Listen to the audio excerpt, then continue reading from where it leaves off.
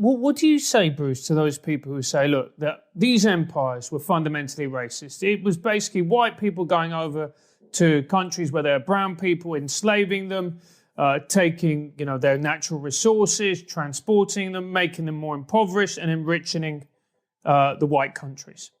Well, yes, they were racist. Of course they were racist because everyone was a racist back then. So that's a totally anachronistic argument, for one. What's the interesting question is, in terms of the degree of racism, let's say, if we could measure it, how racist were they? And I would say they were the most unracist examples of governance the world has ever seen, especially compared to the racism that most subject peoples had experienced from the dominant tribes in their territories. Of course, this is how colonialism spread. It spread because groups which were facing annihilation or enslavement or extinction by major rival groups, whether it was the Buganda in East Africa, whether it was the major black tribes moving into South Africa and displacing and enslaving the Khoisians, the so-called Hottentots, right? Maybe they wouldn't let you into their clubs to have G&Ts at the end of the day.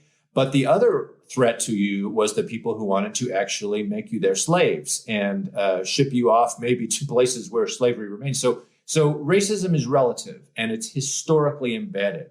So to go through some colonial officials' memoirs from 1832 and find some unkind comments on the locals and then say, aha, you see, these things were a complete disaster for peoples is, it's bad history and it's bad logic and it's bad philosophy. And we know that the reason why these empires found such a ready welcome, by and large, from most places they were, otherwise they couldn't have stayed there, is because people experienced them as less racist than the rivals. There's a great book called Baba of Cairo, done by a British anthropologist, Felice Smith, 1945 it was issued. And Baba of Cairo talks very explicitly about, did I want to be subject to the Fulanis, the slave empire that enslaved us and stole our daughters?